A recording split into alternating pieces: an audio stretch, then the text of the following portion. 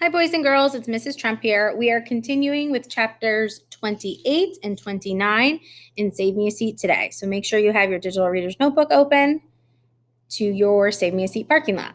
Here we go. Chapter 28, Joe. Joey, my mom is knocking on the door. Go away, I say, pulling the pillow over my head. But of course, she ignores me. Why does she bother to knock if she's just going to come in anyway?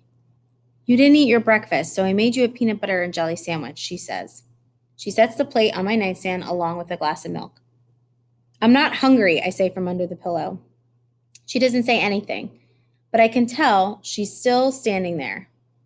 I hear her sniffle, so I pull the pillow tighter around my head. I've heard enough crying for one day. I have to go to work, my mother tells me. Your dad's downstairs if you need anything. I'll be back later. After she leaves, I come out from under my pillow. I look at the sandwich, but I'm really not hungry. All I want to do is go back to sleep so I won't have to think about anything.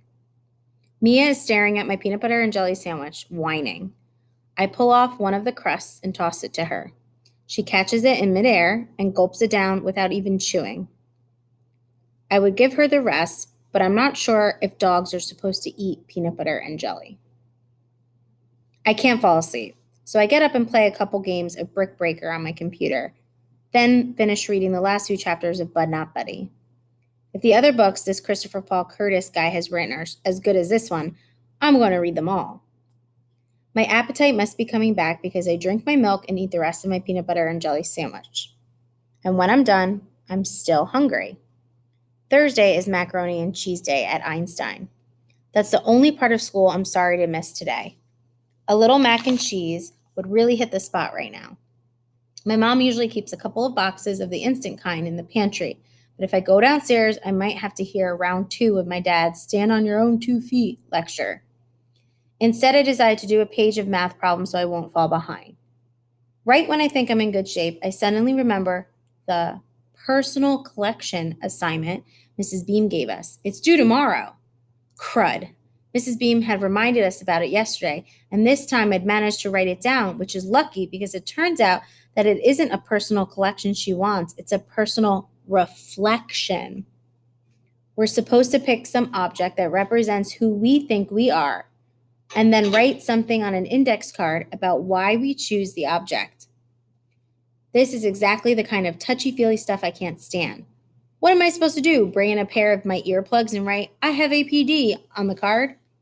I hear a sound out in the hall, and when I turn around, I see a white envelope slide under my door. It has my name written on the front in capital letters, Joe. I'm not sure I even want to open it, but my curiosity wins out. Dear Joe, I'm not the best with words, but that doesn't mean I don't know how to say I'm sorry when I'm wrong. You said that boy Dylan never lets you forget who you are, but it's not his job to remind you, it's mine. You are smart and funny and the best son a father could ever have. There is more to you than meets the eye, Joseph James Sylvester, and don't you ever forget that. Love, Dad. P.S. Interleague Phillies Sox series this weekend. Want to watch with me? I read it 3 times. It's the first letter my father has ever written to me, and it takes a while for the words to sink in. Mr. Barnes had a bunch of quotes on the wall in his classroom. One of them was, writing can change the world. I think I finally understand what it means. I also know what I'm going to bring to school the next day for Mrs. Beam's assignment. All right, that was the end of chapter 28. We're now on chapter 29, Reveille. I'm sitting in the living room in my pajamas drinking a cup of Ovaltine. Quitting is not an option, my father tells me. Your father is right, says Prima. Look how hard he is working in America, Reveille. Taking the train up and down every day, always on the phone. Do you see him giving up? Paripa picks up his newspaper and goes out to the living room to read in peace. Prima gets the bottle of red Ayurvedic oil from the medicine cabinet. Amma rubs some on my shoulder to relieve the pain. Put this on, she says, handing me the red sweater and matching monkey cap that my other grandmother knitted for me as a parting gift. You need to cover up if you're coming down with a cold. Get back into bed and rest. When you wake up, I'll make you some rasam and rice. I repeat, says Appa as he straightens the knot in his necktie, quitting is not an option. My life is a mess. Sleep is the only escape I can think of, so I do as my mother has told me. I put on the sweater and tighten monkey cap, which covers not only my head, but most of my face, and go back up to my room. I wake up at 1:30 in the afternoon, dripping with sweat. I pull off the sweater and monkey cap and throw them on the floor. My shoulder feels a little better, but my sleep has not been a restful one. Miss Frost's face haunted me in my dreams. Assumptions are often wrong, she kept saying again and again. Where's the monkey cap? Prima asked when I come downstairs. The wind in this country will be the end of us all. There's no wind inside the house, Prima, and the monkey cap is soaking wet. Amma must have turned the temperature up. It feels like an oven. Are you hungry, Ravi? Hurry and eat your mother's runny rasam, Prima tells me. Then we will get to work. Work on what, Prima? Your mother and I have gone through your backpack, she says. You've been slipping up on your assignments, Ravi. No wonder you wanted to quit. She hands me my agenda book and points to something I had written on my first day of school. Personal reflection. Bring in an object that you feel represents who you are, along with a one-sentence explanation for why you chose this particular object. Please write your sentence on an index card and do not put your name on the card. It's due tomorrow, Ravi, Amma says. Why haven't I seen you working on it? Did you forget? Don't worry, says Prima. While you were sleeping, your mother and I have taken care of it. What do you mean, I ask. We went to Staples and we bought all the supplies, Amma says. And I bought you more mechanical pencils too, Raja. I was hoping she wouldn't notice the pencils were missing. I know they disappeared, but I have no idea where they went. You're too soft on him, Roshni, sniffs Prima. Losing all his pencils and the napkin from his tiffin box, too? If his father had been so careless with his things, I would have made him pay to replace them. Amma reaches out and takes my hand. Leave your rasam to cool and come see what we've done, she says. The truth is, Mrs. Beam's assignment had totally slipped my mind. Personal reflection. At first, I thought it would be easy. I hadn't even given it a second thought. I knew who I was.